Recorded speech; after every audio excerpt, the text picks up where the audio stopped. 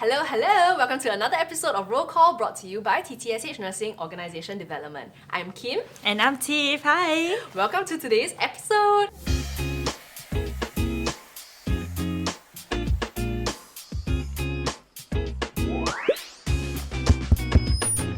This episode is about our core nursing memories by both of us and also online submissions. So we'll share ours first, then we'll dive into the online submissions. So I think before we start sharing our stories, we just give a little bit of background of our nursing journey and backgrounds. So for me, I previously was in a multidisciplinary ward, so a mix of all kinds of disciplines.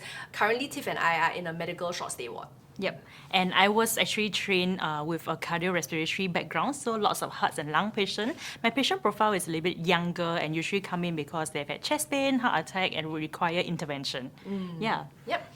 Okay, so let's go right into the first core memory of mine. So this one is, okay, it's quite funny. So I had this guy patient. He, I think, was maybe like middle-aged, very nice, very respectful, very polite, middle-aged gentleman. His family would come and visit him, talk with us. We had quite a good relationship. So one day, he suddenly became very confused. But not only was he confused, like he started to have these like sexual inhibitions, is that what it's called? Like, yeah, so he'll like look at us, right? And then he'll pet, like he'll sit on his bed and then he'll like so all of us were so confused because we were like, oh my gosh, like what's going on? Like why is he suddenly like delirious? Because he didn't come in for any condition related that would kind of cause him like for him to be cognition, like confused. impairment. Yeah, like it was like, I don't know, like maybe like a skin issue or something, I can't really remember. So we were all like, oh my gosh, like what's going on? And we all got quite worried because we informed his family and his family was also like, he's usually not like that. Like this is the first time we've seen something like that happen. So we did a bunch of scans and all that, and turns out Mans was just constipated. He was just super duper constipated. Like his abdominal x-ray just showed that there was so much poop inside that he became confused. So this is what we call atypical presentation of certain conditions, especially in elderly. And you know, like for let's say a skin issue or a lot of elderly come in for lung infection, you expect them to have fever, cough, but surprisingly, they come in with confusion. Yeah. We've had a lot of patients who come in for like UTIs, and one of the presentations is confusion or delirium. Yes, correct. So I think it ties nicely to the background of geriatric medicine. A lot of memories are tied to deaths, unfortunately. Like, in my phone, I have a note of patients who has impacted me greatly as a nurse, and those who have passed away. And the reason why they made a core memory for me. Like, so I have a note of that. So I hope that I never forget these patients and the memories that I have with them. And particularly for those, I remember this one very cute auntie. She came in for something very minor, like a lower back pain. So she came in just to check that out, and she was so cute. She always joke with us, tell us all her very unhinged family stories, like all the juicy tea. And she always call me by the wrong name. Like she'll call me like Stephanie or something like that. I realize that's the thing. People like to call her Stephanie. Yeah, so no matter. Tiffany also is common, like Tiffany but with an S S in in front. front, yeah. Tiffany. And so I always like correct her, and we just have this like banter. And I was with her for so long, but unfortunately, they found out that the back pain that she had was actually bone cancer. And she passed away shortly after that. And she has built such a great rapport with all the nurses. I think her death really took us by surprise, and I think a lot of us actually mourned for her. Yeah, so a lot of my core memory is about holding patients' memory with me and having all these precious memories. Like as I nurse my patient, I always remember that I don't know what will happen to them next, and I would really strive to build a connection with them so that even after they pass on, I have something to remember them by. And make every moment with them count. Yes, you know? correct. And on that also, like when I was a student, I had a patient that taught me a lot about decisions at death. So she was diagnosed with a late-stage kidney disease, and the only option that she had at that point of time was to go for dialysis. If not, she had a very poor prognosis. And so every day I would see doctors come in and talk to her about considering dialysis. Like, you should really consider it to prolong your life and things like that. But she was so amendant about not going for dialysis and really having dignity in the way that her death, like to her, a good death or a good life is not involving dialysis. And so I was puzzled. I went through a whole phase of like denial, a bit of anger, like why wouldn't she want to do something for herself, you know? But as week and after week, and when I look at her, I was like, I start to have a sense of respect for her. Like, I think when it comes to medical decisions, a lot of time, patients leave it up to doctors, to healthcare professions, and they just kind of like, you know, go with whatever you tell them. But when patients like this come in and they taught me a lot about respect, about there is a lot of autonomy and strength in choosing a certain way that you want to go. Yeah, so that's something that I will never forget, even though it's like eons ago. I feel so bad because Tiff's stories are like so, like, okay, like literally her 3 stories are very like, and then my stories are all just like super whack. So, okay, so just now we started here, then we went like there, and now we're going back to the unhinged clown content, okay? Yes. So my second core nursing memory. So this was when I think I was still on probation. So I was still very, very new, still quite bad at time management and like prioritizing my work. So I had a patient who was quite ill, so I had to accompany him down for a scan.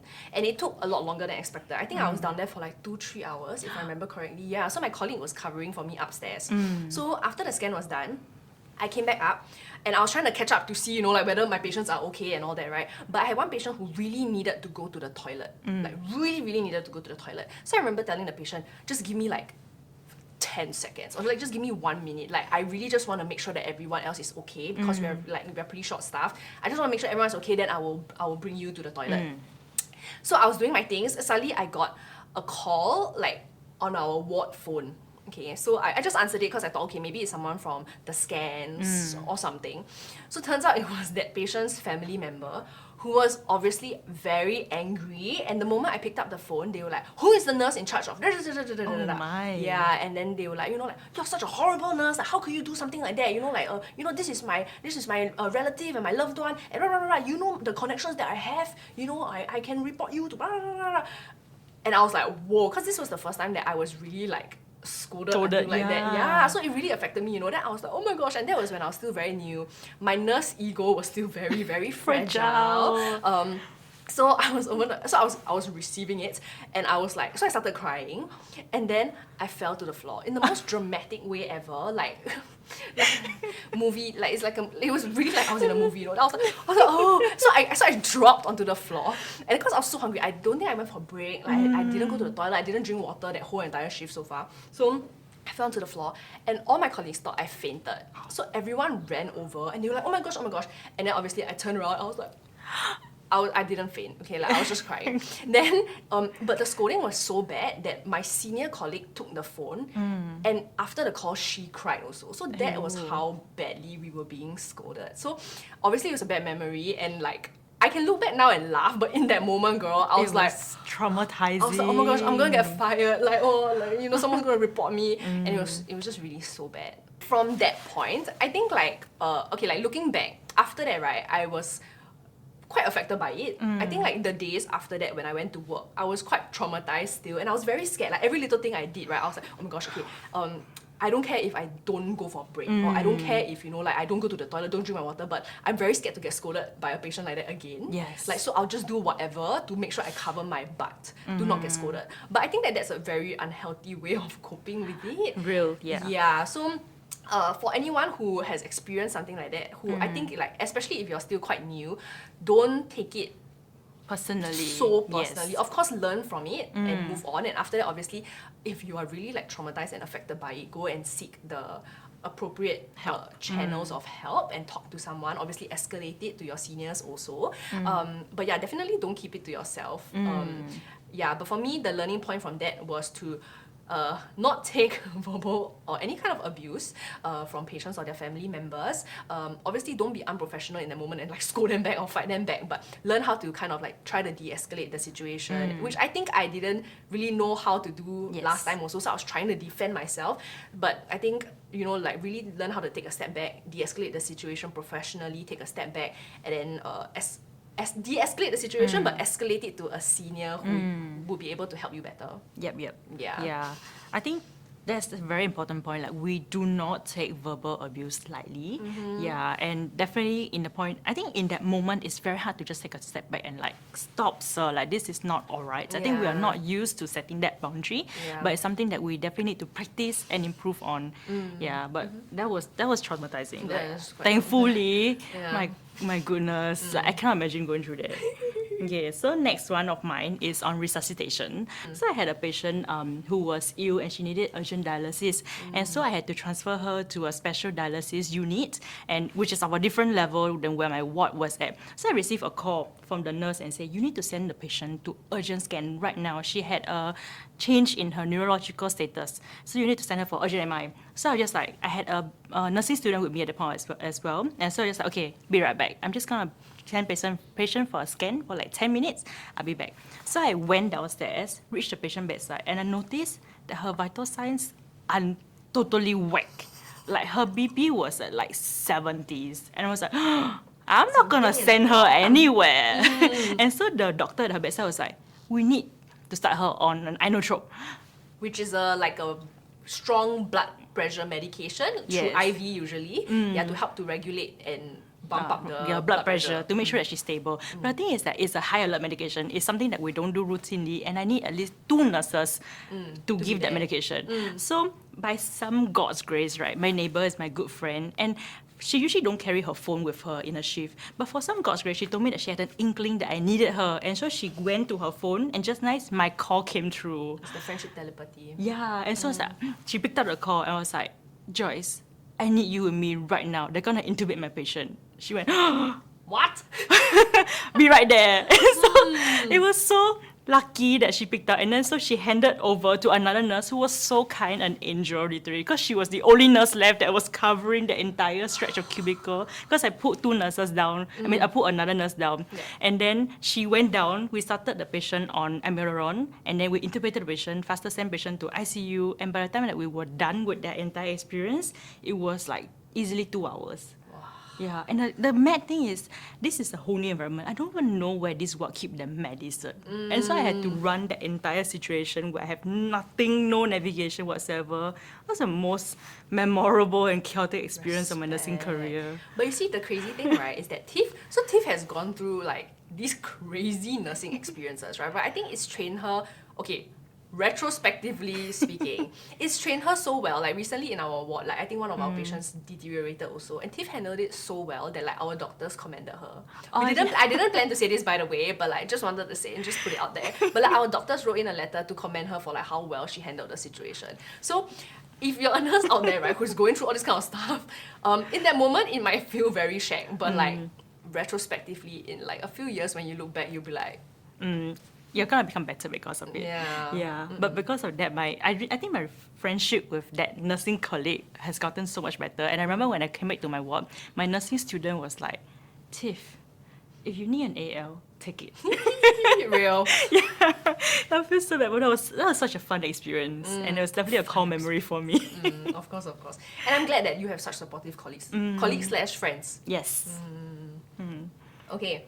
My last core nursing memory is when I saved, we save lives all the Every time. day. Every day. But there's this one particular uncle. So this uncle was a renal patient. So these Kidney are disease. Kidney disease patient usually have to go for dialysis. And a lot of stories revolve around dialysis patients, I realize. So the thing about renal patients is that because they have to go through dialysis, sometimes, they're a little bit more irritable. That's something that we've noticed because, their electrolytes sometimes are a bit imbalanced. So sometimes they tend to be a little bit more irritable, easily upset and all that. So I've had this uncle who was in my ward for quite a while, quite some time. He was known to be quite rude to nurses, quite demanding also. So sometimes he'd be like, Missy, go and get me some Milo. Missy, do. So there was this one shift. He wasn't my patient, but I was handing over to my afternoon shift colleague, and I was standing in that cubicle. So suddenly he was like, Missy, like he started shouting. So everyone was just like, because we were busy handing over, right? Usually, his request is always like, give me Milo, whatever. So everyone was just like, okay, later we'll go and attend to him. But he was like, Missy. So after a while, I was like, something sounded a bit off.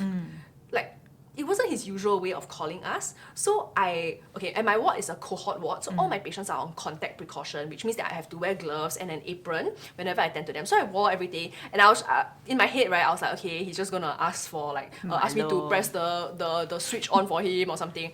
So I went up to him and I was like, uncle, yes, uncle, what do you want? And then he looked at me, right, and he went, 心脏, which means heart attack in Chinese.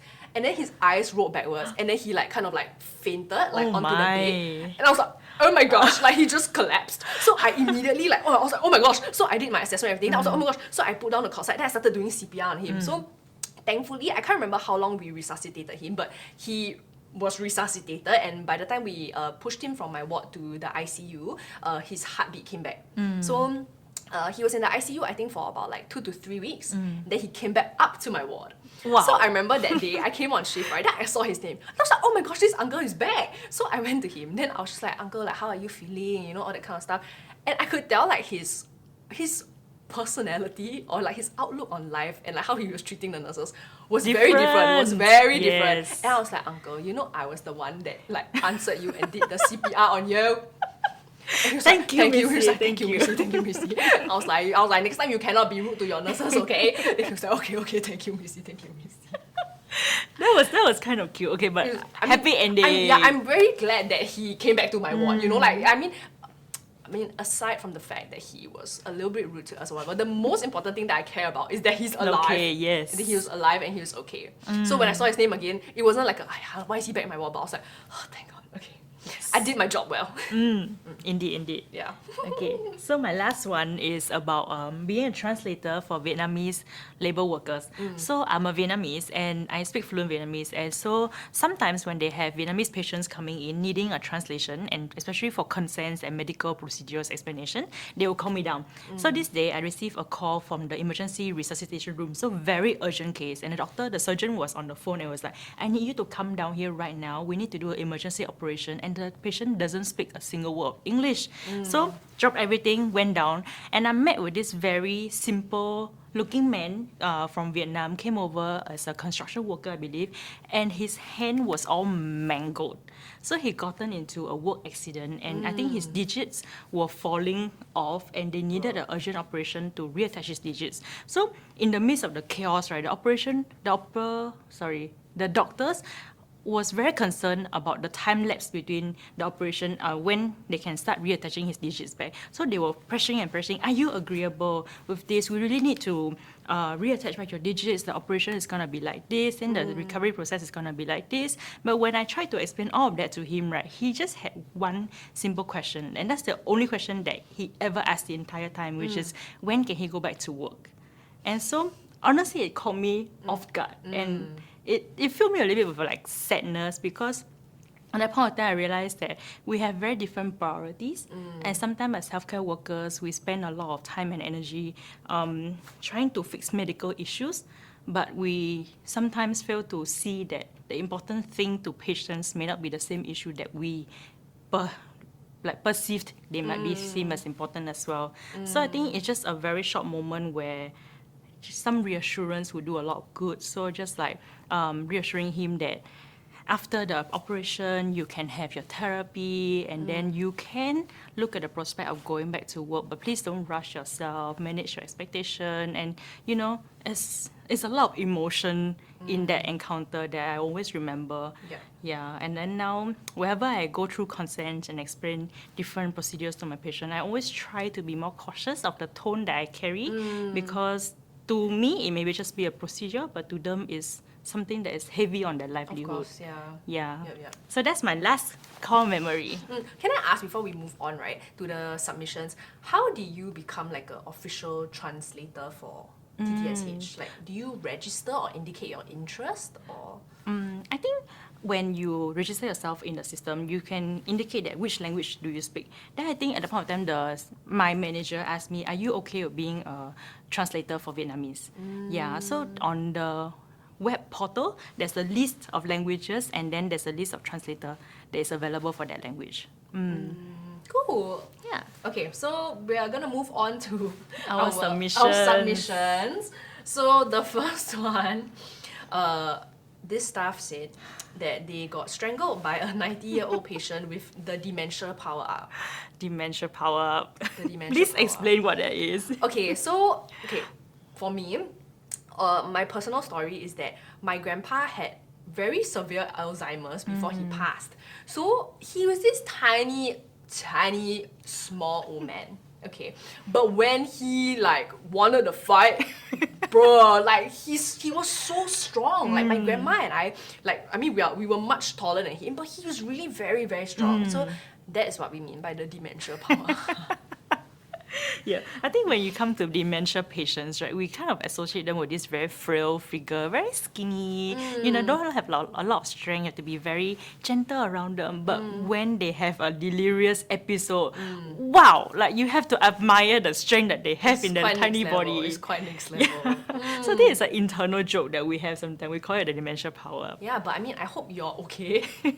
Yes. And of course, if these kind of things ever happen to you, please escalate it and don't like suffer in silence and deal with it by yourself. Yes. Yes. I mean, if you're staff here, there are the appropriate channels to escalate it to, and we also have like courses and like e-learn modules also on how to try to prevent these kind of situations from happening or de-escalating these kind of situations as well. Yep. And if, like this staff mentioned that she got strangled, so if you ever have like a medical injury, please seek medical help and that there are staff clinics available for you, there'll be appropriate checkups for you. And then hopefully your nurse in charge don't assign you to the same patient because it can be quite traumatizing. Yeah. Mentally also, of course, make sure that you're okay and speak to the appropriate channels of people, just to process what happened. Yes. Yeah.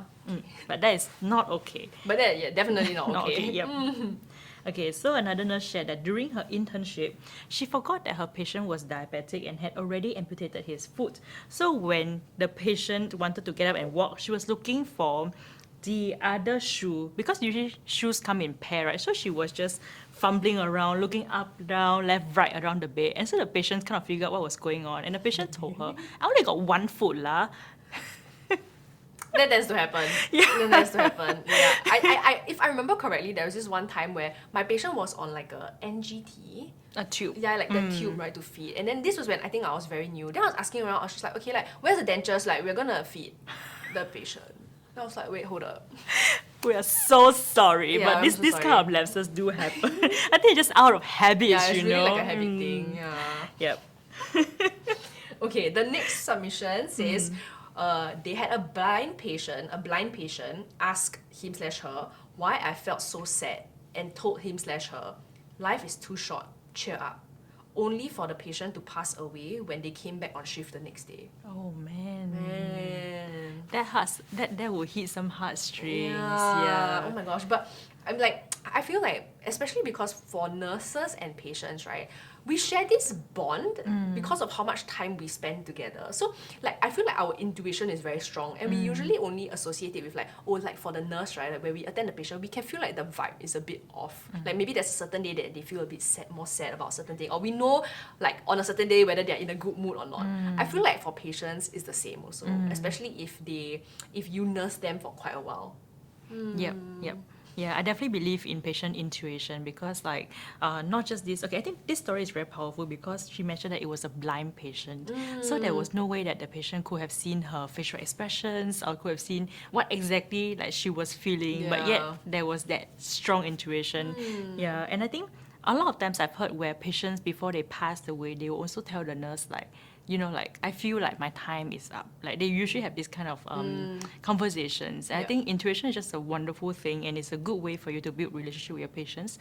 Yeah, and it really speaks of the patient and nurse relationship. Yeah, really need to be emotionally sensitive about these kind of things. And I think as you grow in your experience as a nurse, you kind of figure out like how to navigate the realm of supporting your patient in these kind of situations. Like you know what things to say, and most importantly, you don't just brush it off. Yeah, like emotional support is also a part of our job scope that we take seriously on top of just delivering physical and medical care.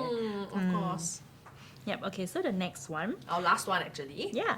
So this nurse had a confused patient who was sitting on a geriatric chair, which is a big chair where we put elderly patients in, so with the belts.